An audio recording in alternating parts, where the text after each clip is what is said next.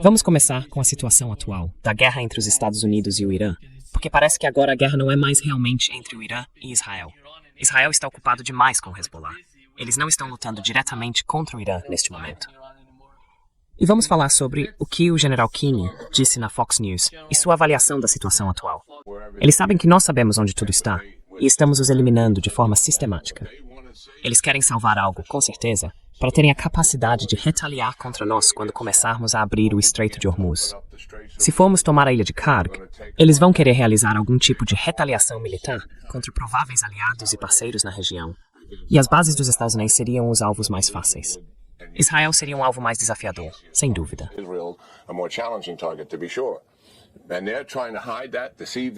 E eles estão tentando esconder isso, enganar o máximo possível, proteger alguns desses recursos, enquanto ao mesmo tempo ainda tentam lançar mísseis e drones contra nossas bases e contra Israel. A missão é bombardear sem parar? Parece que sim.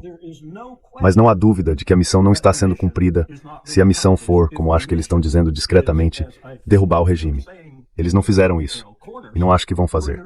Então, foi uma apresentação idiota que eu não teria aceitado de um tenente-comandante da Marinha ou de um major do Exército em um exercício sem dar uma bronca enorme. Kinney é delirante. Quero dizer, ele vive em um mundo de fantasia. Em primeiro lugar, a questão deveria ser o Estreito de Hormuz. Sabe, eu também não percebi isso no início desta guerra. É um processo de acumular conhecimento conforme as coisas acontecem. O mundo está em recessão agora. Normalmente definem uma recessão como 2 trimestres consecutivos de crescimento econômico negativo. Então dizem, bem, você não pode chamar de recessão porque não tivemos 6 meses e não temos os... Bobagem. O mundo está em recessão nesse momento.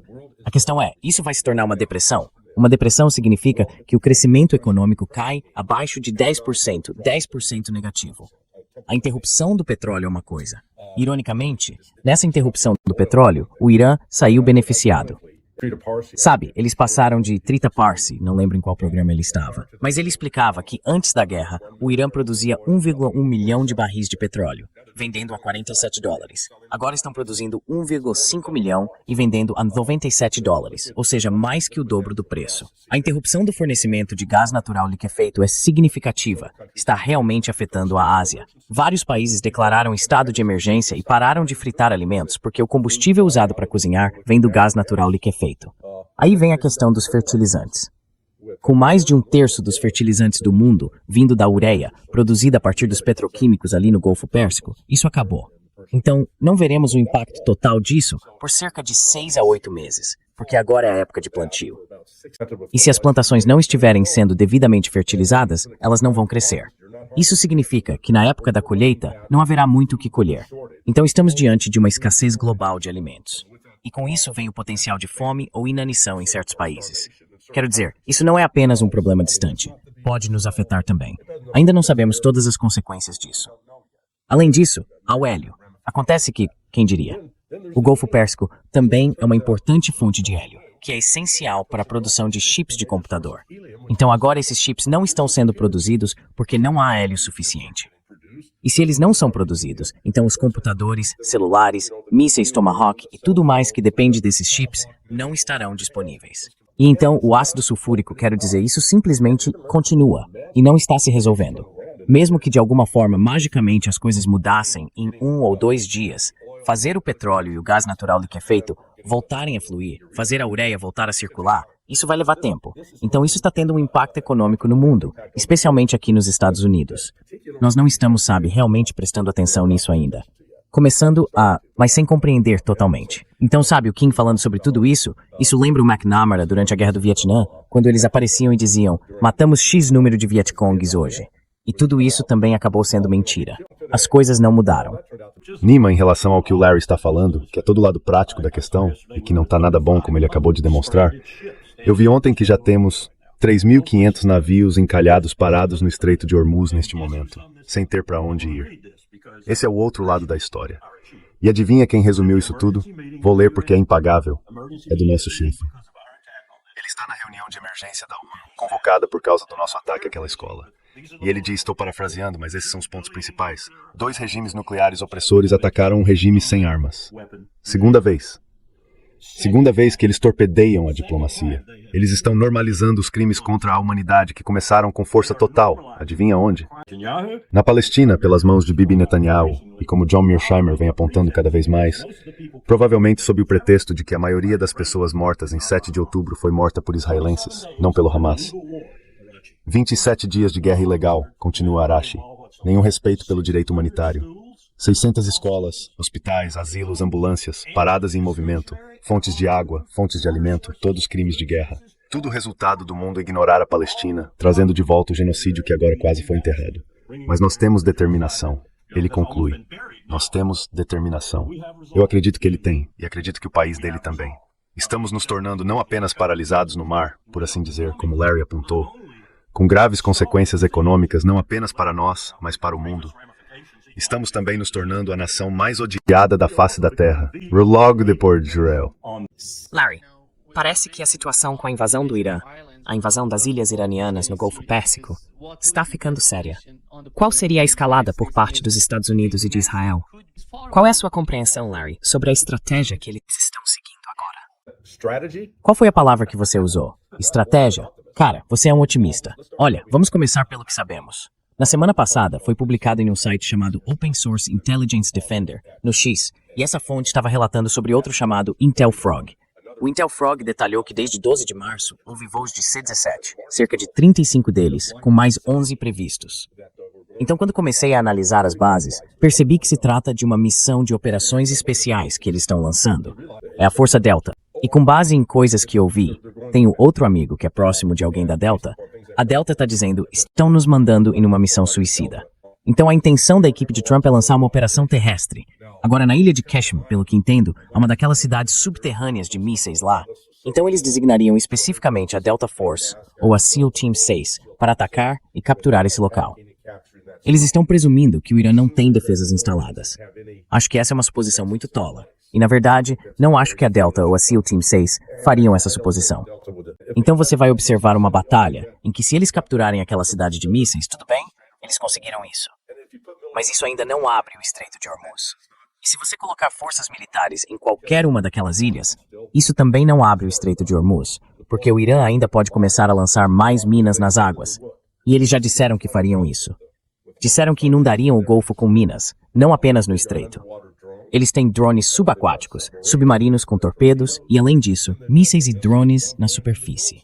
Então, se a missão é abrir o estreito, ela precisa ser. Temos que neutralizar todas as capacidades ofensivas do Irã. E simplesmente colocar soldados naquelas ilhas não vai fazer isso. É extremamente fácil bloquear aquele estreito, e tenho certeza de que o Irã o estudou em detalhes desde seus esforços em 1988. Na verdade, eu diria que eles provavelmente estão muito à frente, como o Larry estava apontando, em termos de armamentos, metodologias e afins. Não é preciso muito. E como o Larry mencionou antes, para assustar o mundo inteiro, e tanto os seguradores quanto os transportadores, tudo o que você precisa é acertar uma vez. Só isso. Então leva muito tempo até que qualquer marinha consiga convencer as pessoas de que, ei, já dá para navegar de novo. Sim, e vamos lembrar que o que aconteceu em 1088 ocorreu totalmente no contexto da guerra Irã-Iraque, que os Estados Unidos ajudaram a provocar e sustentar. Lembre-se de que os Estados Unidos não estavam apenas fornecendo os precursores químicos para o Iraque fabricar armas químicas, mas também fornecendo inteligência. Eu conheço o então coronel Patrick Lang, Pat Lang, que criou o programa de árabe em West Point, e mais tarde foi o principal oficial de inteligência de defesa para o Oriente Médio. Foi ele quem levava pessoalmente as informações de inteligência ao Iraque para ajudar o país a derrotar o Irã.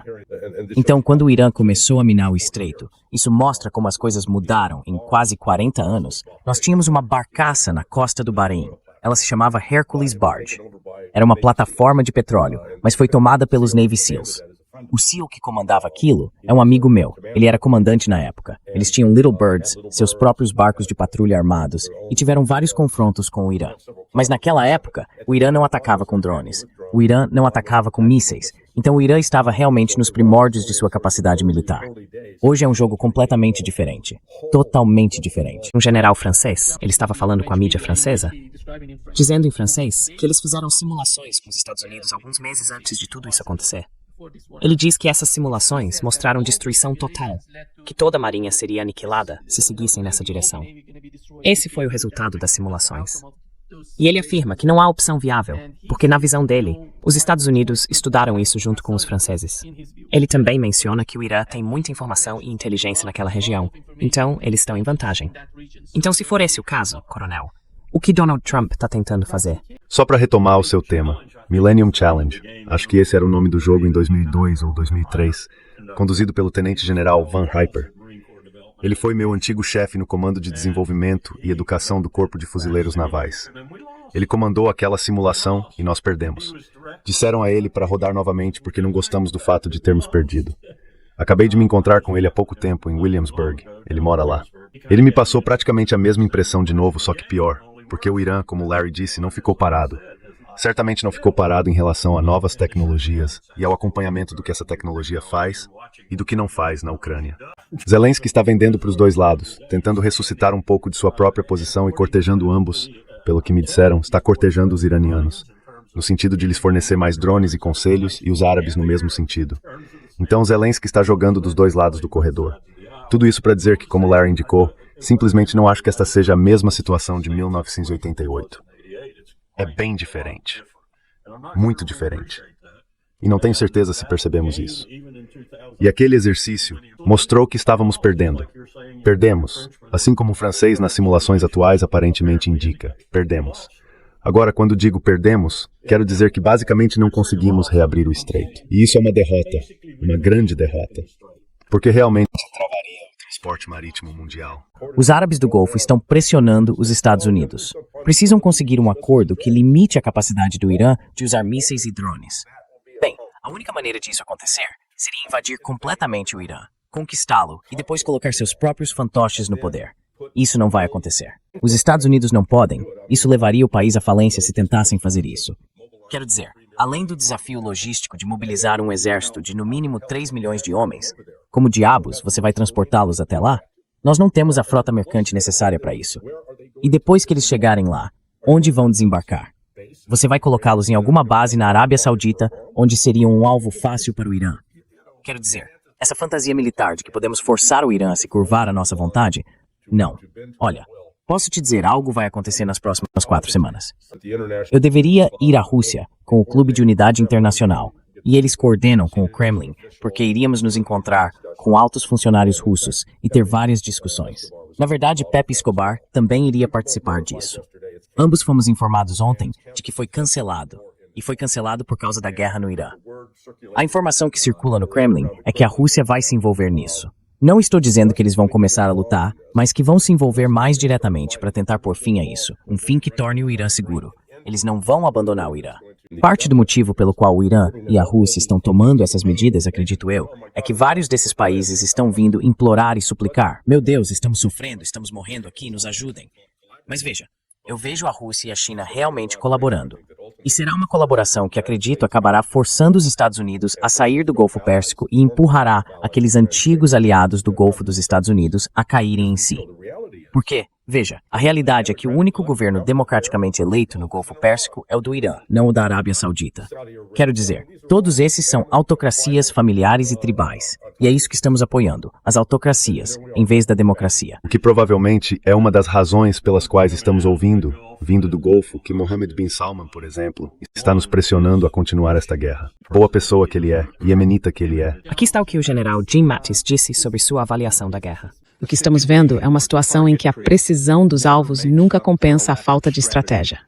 E com isso quero dizer que 15 mil alvos foram atingidos, mas eles não correspondem a resultados estratégicos. Agora, alguns dos resultados estratégicos iniciais, rendição incondicional, mudança de regime, vamos ditar quem será o próximo líder supremo, eram claramente absurdos, eram delírios. Sim, ele está absolutamente certo.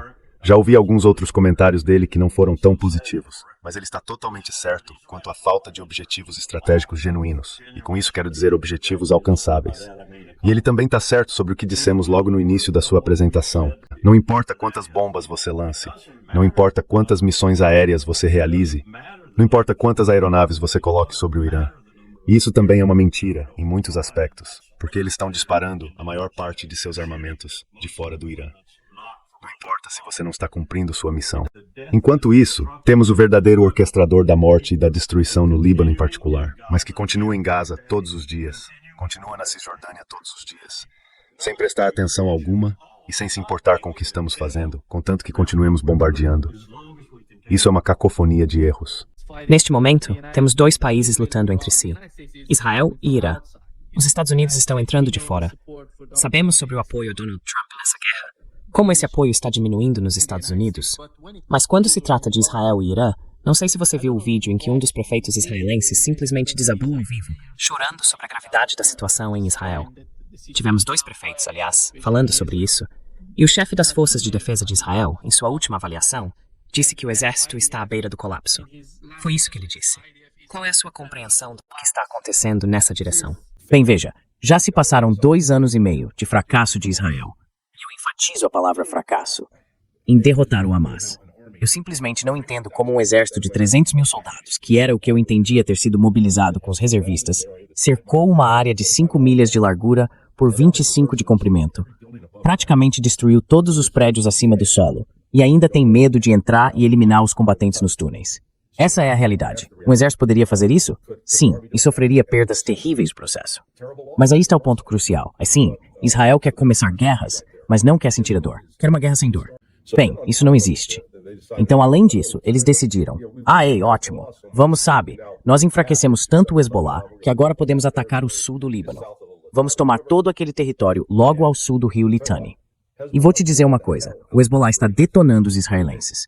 Quero dizer, de acordo com vários relatos, parece que eles destruíram um total de 19 ou 20 tanques Merkava nas últimas 2 semanas. Eles emboscaram uma coluna inteira que estava entrando. E, novamente, o Hezbollah está lutando de forma muito inteligente.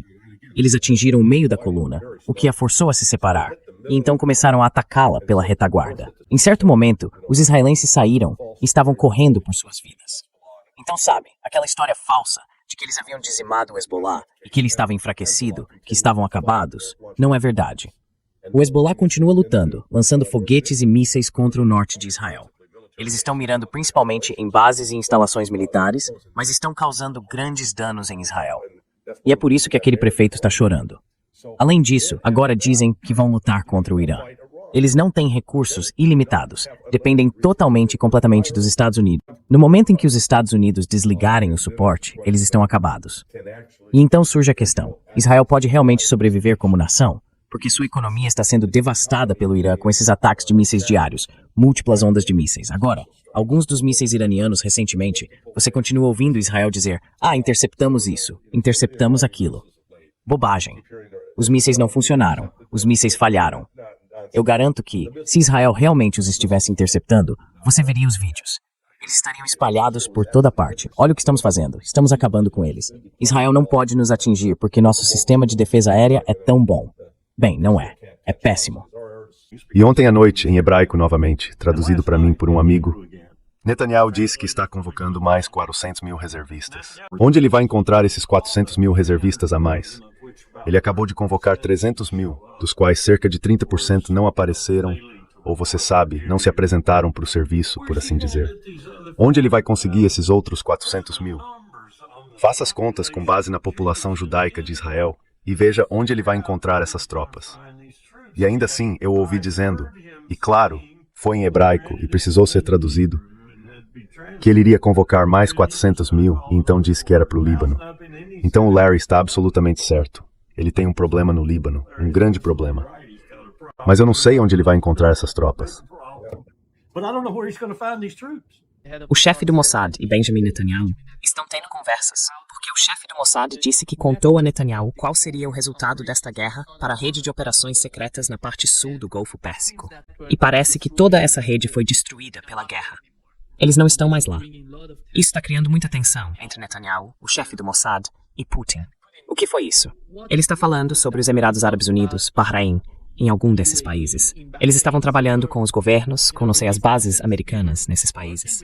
Ele disse que as redes secretas do Mossad, no sul do Golfo Pérsico, foram destruídas. Certo. É provavelmente redes de inteligência. Tanto pessoas quanto também, talvez alguns sistemas de comunicação, por exemplo. Este é o começo do jogo de culpas. Quando você está perdendo, precisa encontrar um bode expiatório. Então, minha previsão é, e essa é uma previsão fora do comum nos Estados Unidos, que uma das pessoas que será culpada por essa guerra não estar indo bem, e por Donald Trump não conseguir uma vitória, será Tulsi Gabbard. Ela vai levar parte da culpa. Hegseth também, provavelmente. Mas agora que Netanyahu está apontando o dedo para o Mossad, porque estão dizendo, bem, o Mossad nos disse que isso acabaria em uma semana, e nós acreditamos neles. Ok, estão deixando o Mossad se virar sozinho. Você vai vê-los travando lutas sangrentas entre a liderança em Israel. É simplesmente inevitável. Você lutou. A culpa foi sua. A culpa foi sua. Você fez isso. Você fez aquilo. Você já está vendo isso com alguns dos aposentados que apareceram do nada para dizer certas coisas. Mas isso vai começar com as pessoas que estão realmente ao redor de Netanyahu e outros. Não acho que Ben-Gvir, Smotrich e pessoas como eles algum dia vão sair. Teria que matá-los com uma bala de prata ou uma estaca no coração. Mas há outros israelenses que estão realmente preocupados. Seriamente preocupados. E com razão. Se os vídeos que estou vendo saindo de lá agora, contrabandeados, mas ainda assim bons vídeos, forem precisos, não tenho motivo para duvidar que não sejam. Está tudo desabando e nada subindo. Quero dizer, tudo está sendo atingido. E eles também estão atacando Naftali Bennett. Porque ontem ele deu uma entrevista em hebraico, na qual disse que Netanyahu está perdendo para o Líbano, para o Hezbollah. Ele perdeu em Gaza e também perdeu para o Irã. Esses comentários estão causando muitas repercussões em Israel. Estão acusando de ser um traidor, porque estamos no meio dessa guerra, e ele faz esse tipo de comentário. Mas todo mundo sabe quem é Naftali Bennett. E quando ele fala desse jeito... Naftali Bennett também está irritado com Netanyahu por ter permitido que o que aconteceu em Gaza acontecesse, porque isso reduziu consideravelmente o ritmo das mortes. Eles ainda estão matando todos os dias. Não há um dia em que 30 ou 40 palestinos não morram. Mas não são mais as centenas ou milhares que morriam antes. Então Bennett está bravo com ele por ter permitido que Trump fizesse isso, por ter permitido aquela resolução da ONU, por ter deixado a situação ser organizada de uma forma que limita sua capacidade de matar palestinos. É por isso que Bennett está irritado. São as mesmas pessoas, Nima. Só usam roupas diferentes. São cretinos sedentos de sangue. Larry, a Axios informou que o vice-presidente dos Estados Unidos, J.D. Vance, teve uma ligação difícil com o primeiro-ministro israelense, Benjamin Netanyahu, na segunda-feira. Ele disse que as avaliações de Israel sobre a derrubada do regime iraniano não eram realistas o suficiente, que eram otimistas demais. E parece que não é só em Israel que o jogo de culpas está acontecendo, mas também nos Estados Unidos, onde estão tentando lidar com as consequências. Ontem, vimos membros do gabinete se reunindo, todos tentando defender Donald Trump. Até J.D. Vance mencionou que se não estivéssemos atacando o Irã, eles poderiam usar aqueles coletes. Coletes suicidas com bombas nucleares. Coletes suicidas, é. Quero dizer, isso mostra a ignorância dele sobre história. O fato de que 90% dos homens-bomba são sunitas, não xiitas. Sim. Quer dizer, não é. Os grupos que fazem isso são, quero dizer, fora dos radicais sunitas, os tigres tamis do Sri Lanka. Eles também costumavam fazer muito isso. Mas o Irã não. O Irã não é. Eles não são o tipo de país de homens-bomba. Agora, se você quer um patrocinador smoothie no Gilfo e uma configure Estado, olhe para Riyadh. É isso. Larry, Donald Trump estava falando sobre um grande presente dos iranianos, e ele finalmente revelou esse presente. Veja o que ele disse. Ele revelou o presente. Vocês podem fazer o que quiserem, eles disseram, para mostrar que somos reais, sólidos e que estamos aqui. Vamos deixar vocês ficarem com 8 navios de petróleo. 8 navios, 8 grandes navios de petróleo. Isso foi há 2 dias e eles deveriam zarpar amanhã. Isso foi há 3 dias e eu não dei muita importância.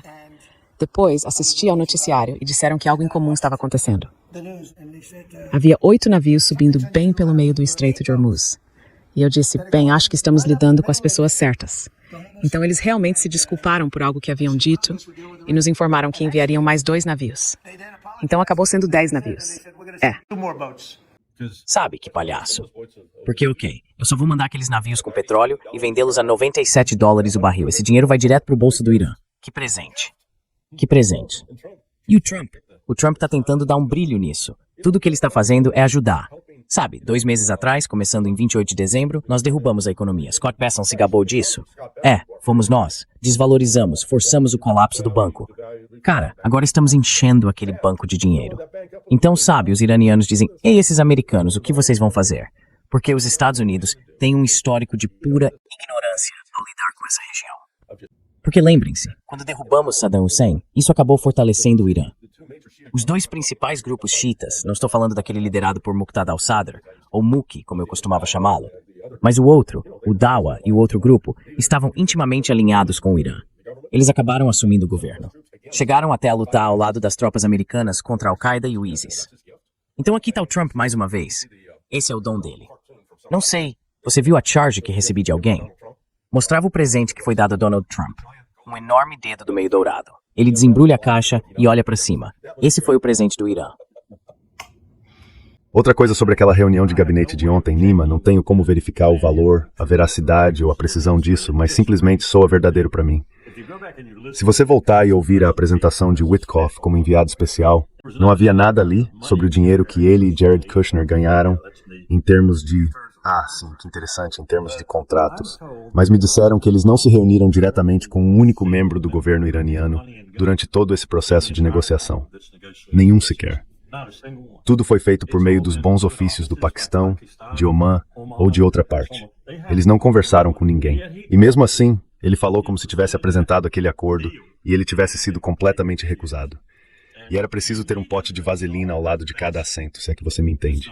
Nem de um grupo tão grande para outro fingindo ser um gabitem. Os Emirados Árabes Unidos querem formar algum tipo de coalizão com os Estados Unidos por causa dessas ilhas no Golfo Pérsico, que pertencem, ou que eles afirmam pertencer, ao Irã.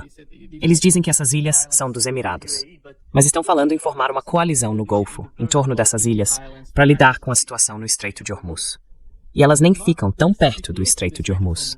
É por isso que achei tão impreciso quando você falou sobre isso.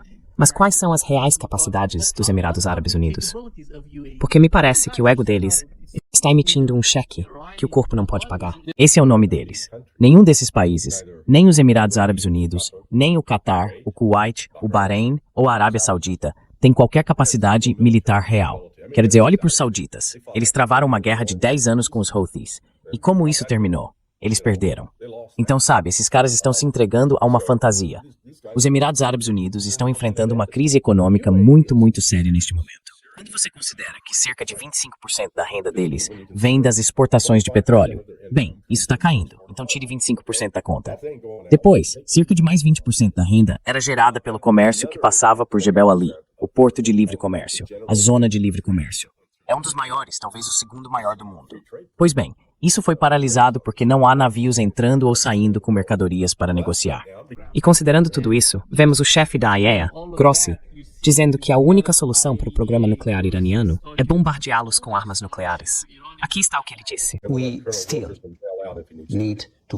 Nós ainda precisamos encontrar uma estrutura, uma boa estrutura, que nos dê a visibilidade necessária e uma noção clara de onde eles estão e para onde querem ir. Porque esta guerra não destruirá as ambições ou capacidades nucleares do Irã. Eu diria que qualquer guerra, a menos que fosse uma guerra nuclear, e você buscasse uma destruição de forma inimaginável, o que esperamos é claro que não aconteça. Então veja, o que estamos enfrentando aqui é, na verdade, eu acho que é o fim da ordem internacional que foi erguida após a Segunda Guerra Mundial. Não estou falando apenas do sistema econômico de Bretton Woods. Quero dizer, isso está se desfazendo nas costuras. Mas também é todo esse conceito de direito internacional que Donald Trump claramente rejeitou. Toda a sua administração rejeitou o direito internacional e, ao fazer isso, o abandonou. Agora, trata-se de quem é o maior, quem é o mais forte e quem tem mais balas por trás de si. Portanto, é provável que passemos por um período de grande, além do que estamos vendo agora, uma guerra em escalada. E será a partir dessa guerra que um novo sistema será criado. As Nações Unidas acabou. Tornaram-se irrelevantes. As Nações Unidas não têm mais relevância. Tornaram-se o que a Liga das Nações foi. Lembre-se, a Liga das Nações continuou a operar durante a década de 1930 e só foi oficialmente encerrada depois da Segunda Guerra Mundial, quando as Nações Unidas foram criadas. Eles ainda tinham uma sede na Suíça e fingiam ser relevantes, mas não eram. Não são mais relevantes. E toda essa questão do Tratado de Não Proliferação, o Tratado de Não Proliferação Nuclear, sim, isso já teve algum peso. Mas vimos, como o coronel Wilkerson citou Arashi dizendo, que 2 poderes nucleares atacaram um país que não possuía armas nucleares. Essa falha em respeitar o direito internacional, ou até mesmo a decência humana básica, criou uma situação em que eu acho o Irã pode ter decidido que não tem alternativa a não ser desenvolver uma arma nuclear. Essa é a única coisa que vai realmente defendê-los desse tipo de ataque daqui para frente. Porque, se Israel souber que o Irã pode lançar um míssil hipersônico com uma ogiva nuclear, Israel deixará de existir. Desculpe, quero dizer Israel, não o Irã. Mas o Irã já vive sob essa ameaça. 1 ou 2 bombas nucleares de Israel não vão fazer o Irã deixar de existir. O Irã é grande demais, Israel é pequeno demais. Aqui está o que Donald Trump disse quando foi perguntado se os Estados Unidos vão deixar aqueles estados árabes no Golfo Pérsico. Aqui está o que ele disse. Há alguns relatos de que os aliados do Golfo estão preocupados com o fim da guerra cedo demais, o que poderia deixar o Irã em uma posição mais forte. Bem, eles provavelmente gostariam que a gente ficasse. Mas se não ficarmos, veja, a coisa boa sobre aviões que voam a 3.200 km por hora é que você pode voltar lá muito rápido.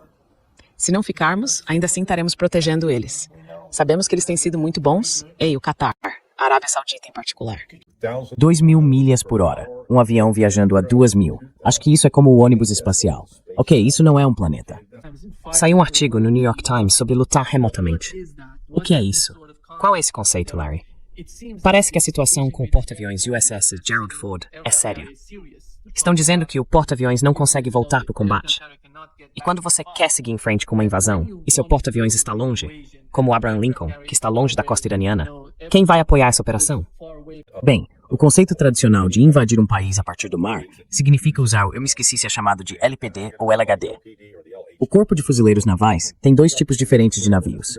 Um deles tem, na parte inferior do navio, embarcações de desembarque anfíbias, que podem literalmente ser lançadas abrindo os portões na frente da proa. Essas embarcações saem disparadas e levam os fuzileiros até a costa. O problema com isso é que o navio precisa se aproximar da costa, a 5 milhas, 10 milhas, e de repente vira um alvo fácil para mísseis e drones. Então, sabe, é aí que a guerra mudou por causa das tecnologias envolvidas. Durante a Segunda Guerra Mundial, vimos o início da ameaça à força de porta-aviões com os pilotos kamikaze, quando os japoneses começaram a mergulhar com seus aviões contra eles. Aquilo era basicamente um drone humano naquela época, e causou muitos danos e matou muitos marinheiros. Mas sobrevivemos a isso, e o Japão acabou se rendendo. Agora estamos em um mundo completamente diferente, onde o porta-aviões, até mesmo os destroyers, não estão seguros. Eles não são mais capazes de projetar o tipo de poder que costumávamos ter. Então, o que fazer agora?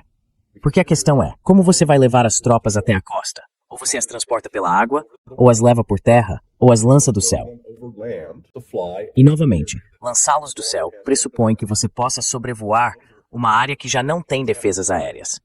Porque esses aviões precisam voar relativamente devagar só para conseguir tirar as pessoas de lá. Você sabe, para que possam saltar de paraquedas sem serem despedaçadas. Voar a 800 km por hora cria problemas para os paraquedistas. Então estamos operando com um modelo militar que já não é relevante diante da tecnologia existente. E acho que essa é uma das lições que estão sendo expostas agora com o Irã. Sua força de mísseis e sua força de drones, basicamente mantendo o Ocidente à distância. Donald Trump wants to get out of this. He's finally figured out there's nothing to win. We can drop bombs and shoot missiles at these people all that we like. It's not going to change the condition of the region. It's not going to improve anything. Worst of all, it's going to send the world into an economic recession, maybe depression. And he's got all sorts of people telling him, listen, boss, you've got to stop this and stop it soon, because if you don't, we're going to be in a state of poverty along with the rest of the world. The rest of the world is already headed down the tubes. If you go to Europe, the prices of gas are 3-4 times what they were. In Asia, it's apoplectic. Southeast Asia, it doesn't matter where you go, Southwest Asia. The situation is dire from a purely financial economic standpoint. And we don't exactly have a very strong financial position given our national sovereign debt. And we seem to be debasing our currency at the moment. So that the whole idea that really underpins the American economy, Darryl, is the petrodollar.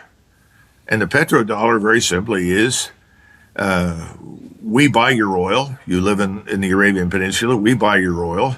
The dollars that you get from us, you reinvest in our treasuries. And by reinvesting it in our treasuries, we're able to continue an economic expansion. Well, that's over. It's done. Yeah. And how rich are we going to remain without the petrodollar? And I think the answer to that is not terribly good. So I think we've effectively lost this war. I think the Iranians know it. And they are now saying that they've had feelers from us, which I'm sure is probably true behind the scenes. We would like a ceasefire. And the Iranian Revolutionary Guard Corps and the government itself, the armed forces, have all spoken with one voice. There will be no ceasefire. So the real question at this stage is, can Israel survive several more days or weeks of devastating destruction from missile attack? What are we going to do? How long can we continue to keep this up at a point in time where our missile stocks are dropping off precipitously? Are we going to start trying to drop dumb bombs? In other words, not precision guided, which are fine if all you want to do is rubble people's cities. In other words, we're in a very difficult position now, Daryl. We never had a strategy. I think the problem in Washington was that, first of all, it's a combination of ignorance and arrogance. We did not have a high opinion of Iran and its military capabilities. We didn't understand Iran. Iran is Persia. It's been around for 2,700 years. This is a large civilizational state. And this state is not going to roll over for Israel or us. And remember that all the demands that President Trump has set forth are Israeli demands. All we have been doing is acting as Israel's enforcer. And Israel's demands were never realistic. Because effectively, you give up not just your uranium enrichment, you're going to surrender your ballistic missile arsenal. You're going to stop cooperating with your friends in the Gulf, whoever they are, and you're going to basically worship at the altar of Israel. You're going to do what we tell you. You're going to accept our military and political hegemony over the region. Well, Daryl, that's not going to happen. That's an impossibility. And we stupidly signed on for these outrageous demands. Now we're trying to figure out how do we back down from these demands and get out of the Gulf. That's very difficult because we've now got an adversary that says, well, you may be finished. We're not finished. And we're going to keep going. So, the picture is very dire because as far as the oil is concerned and the natural gas that we extract from the ground in that region, effectively it's offline. It's not just stopped. In other words, you're not talking about wells that are pumping, refineries that are refining, storage tanks that are being, emptied. No, it's over for the moment. In other words, I would say for at least 6 months to a year, most of the oil in the region is offline. It's as though, in your house, you have a circuit breaker and, the current goes out, you go out to the circuit breaker, you hit the switch and they go up. Well, they want to hit the switch and turn on the oil. It's not happening. It's not going to happen. There's talk right now, we have to get back at these Iranians. We'll destroy Karg Island. That's the big oil terminal for the Iranians in the Persian Gulf. And they've made it very clear, if you destroy Karg Island, which is our oil terminal from their oil fields, then we will destroy all of the oil infrastructure in the Persian Gulf. And we've said, no, they'll never do that. Wrong. They will do it. Just look at what they've done already, and there's not a damn thing we can do to prevent it. So now we have the rest of the world breathing down our necks saying, if you don't stop this very soon, we're going into a global reset that is economically catastrophic, not just for us, but for the whole world. So I don't think the GCC has much flexibility. And remember, first it was the British for over 100 years that promised and delivered on protection for these little oil kingdoms, including Saudi Arabia. We agreed privately in the 1930s to protect the Saudi oil resources. Now, what we found out is that we can't do that. We can't shoot down the missiles. We can't bring the Iranians, so to say, to heel. We couldn't even defeat the Houthis. Does anybody remember the Houthis? Being this tribe of backward Arabs living in the mountains in southern Yemen that everybody dismissed out of hand as incapable. They shut down the Red Sea. They shut down commerce to the Suez Canal. Why did we think if we could not stop that and defeat those people, how could we possibly take on a nation of 93 million people the size of Western Europe? And these people are very proud. They're proud of their origins, their culture, their identity, their history. We spit on it. That's the problem. And they're not going to do business with us, certainly not on our terms. So I think we're going to have to find someone somewhere who can mediate for us. But I think the terms that we will have to agree to, Daryl, are going to be very humiliating for the United States. Now, there is an alternative I didn't discuss, and that is that Mr. Netanyahu, who is the real cause of all this trouble in Israel, could turn to a nuclear weapon because the Israelis have nuclear weapons. And if they used a nuclear weapon against Iran, I think the world changes profoundly. Yeah. And I don't even want to consider the possibilities of what could happen after that, but they could include a nuclear catastrophe for Israel, because there are many people in the world that will not tolerate this. And I'm not sure that President Trump has Mr. Netanyahu under his authority. It looks an awful lot to me like Mr. Netanyahu is in charge of President Trump. Yeah. Yeah, that's definitely something that, we hope and pray does not lead to that. So curious on regime change. So this has been a constant narrative, and there's a narrative that we're trying to change the regime. We had this in Venezuela, then you go, throughout history. We had, I think there was a meme going around. We spent trillions of dollars for regimes change in Afghanistan, only for the Taliban to be back in charge of Afghanistan. This regime change narrative, what happens with this? So. Are we just being fed bullshit pretty much? Well, I think that's a 99% probability. Absolutely. First of all, let's keep something in mind. We did not change the regime in Venezuela. What we did is we paid off people millions of dollars to let us come in and kidnap Mr. Maduro and his wife and bring them back to the United States, ostensibly for trial and incarceration. What about Venezuela? Venezuela is unchanged. The same government is there. All the people that commanded the police, the armed forces, everyone who runs the economy or has his hands in it, they're all there. Nothing has changed. That they would provide food, medicine, and fuel to get through the winter. Remember, all of this started in February, and the Serbs said, well, we think we can hold out through the summer into the fall, but we'll need help to get through the winter. Well, the Russians agreed to whatever terms that we had offered them, whatever bonuses, and they backed out. And they told Milosevic, we can't promise you anything for the future in terms of food, fuel, and medicine, so you'll have to make the best deal you can with the Americans. In response to that, after 78 days of bombing, the Serbian military establishment pulled out of Kosovo. Now, the reason I bring that up is because we fought that air campaign, or we conducted it, because we wanted to get rid of Milosevic. 6 months plus after the air campaign, Milosevic was removed by his own people. And I would go back to Iran and I would make the argument that had we stayed out of Iran's internal affairs and let events run their course in Iran, we would have seen a new government in that country much sooner. But now, having attacked it, everyone in the country, whether they like the regime in Tehran or not, is a nationalist. They are all determined to defend their country. They are determined to defeat us. In other words, we forced cohesion on Iran and Iranian society. But I would bet that probably by Christmas next year, or maybe the spring of next year, we will see change in Iran. Well, remember that the so-called neighboring nations, the GCC, Kuwait, Bahrain, the Emirates, have played a double game, such as Saudi Arabia.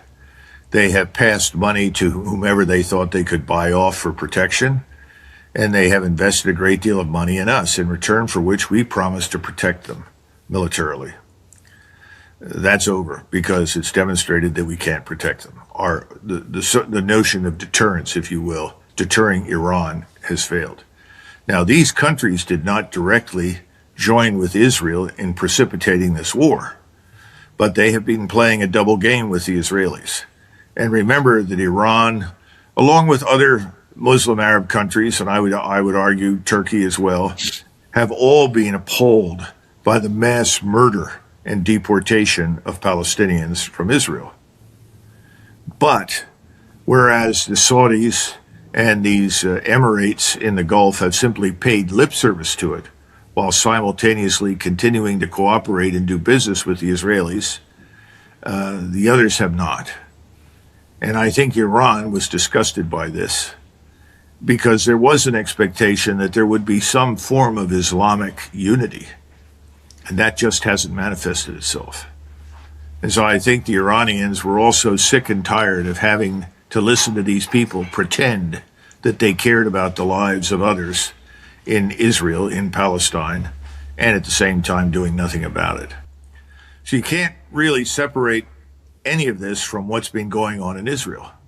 And what begins after 7 October, this massive deportation, extermination campaign, call it whatever you like, that cannot be viewed as distinctly separate from everything else that's happening.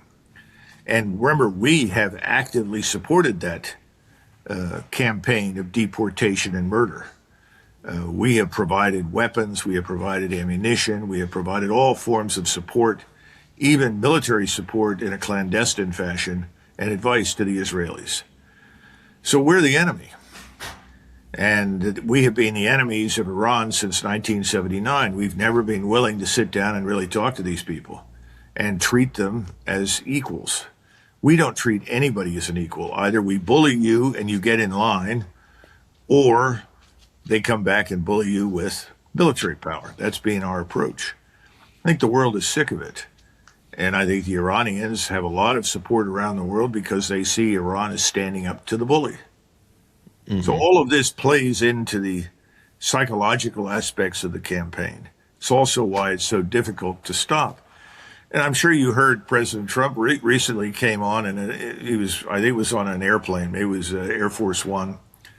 He was questioned, and he described the Iranians as among the most evil people on earth. What? Wow.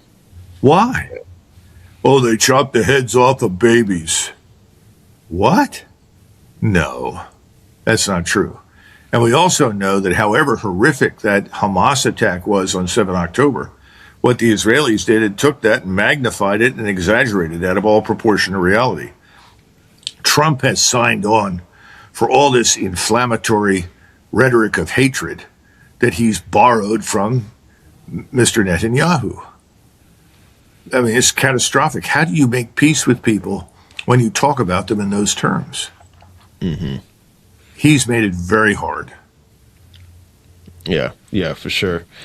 So the narratives around our munition stockpiles being low, and I bring this up because, I've had some people, kind of challenge me on the Strait of Hormuz, like, oh, we're cutting off China. And I'm like, okay, well, China refines 90% of the world's rare earths. And those are used in our missile defense systems and things of that nature. And so I'm curious in your perspective on China's role, and then also is our munitions situation, is that dire? Where does that stand? Do you know? Well, listen, I think you brought a couple of points up. First of all, yes, we've run low, especially in all of the expensive exotic munitions. The missiles that are used for air and missile defense and the strike missiles. Why? Because we've been shipping them in large numbers to Ukraine, where they have been used, I think, very, very foolishly. When you start shooting missiles that cost you $2 million a pop to shoot down a $20,000 unmanned drone, you're wasting missiles, if you understand me. And the Ukrainians have done a lot of that.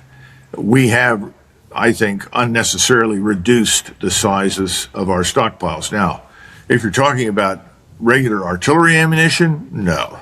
We've got lots of that. In other words, the non-exotic, straightforward, conventional munitions, we have unlimited stockpiles. As far as missiles are concerned, that's not true. If you're talking about Patriot missiles, GEM-T missiles, THAAD missiles, go down the line. No, we're running very low on those kinds of things. And that's why I started off by telling you Iranians have invested for the last 20 years in this enormous missile arsenal of 45,000. And they had the luxury of throwing away large numbers of missiles at the beginning in order to exhaust the missile defenses. Because anytime you try to shoot down an incoming missile, you're inclined to shoot at least 2 missiles at it. Well, that's a losing proposition. Just run the math. you're going to lose that battle. Inevitably, you're going to run out of missiles before the enemy who's throwing missiles at you does. And I think that's what's happened in the Gulf. Now, can we make up for that shortfall? Yes, but it's going to take time. China, for instance, builds 1,000 missile or rocket motors in a day. Think about that. We produce 100 missiles of all types in a month. Wow. Are we going to keep up? I don't think so. So I think privately, behind the scenes, the president's being told, our stocks are dangerously low. If we keep this up and we have to suddenly confront the Chinese, the Russians, or any near peer, we're in trouble. I mean, don't you remember during the Ukraine war, especially during the first 2 years, every other week or so, someone would come on and say, the Russians are running out of ammunition. The Russians are running out of missiles. The Russians are losing hundreds of thousands of men. Well, it was all crap, because the Russians had a manufacturing base that they rapidly invested in and brought up to full strength, and so they could outproduce anybody fighting them. And in today's world, that's critical in order to fight and win a war. We have always been very oriented or postured for the short war. That's the way we think. Now, we think that way, Daryl, because we are primarily a maritime power and an aerospace power. We don't maintain large land forces. We are not a continental power. The Germans, the Russians, the Chinese, the Persians, the Indians, all of these states have maintained large armies. They have to. They have large areas to defend. Iran is half the size of India, and Iran is roughly the size of Western Europe. It's a huge difference.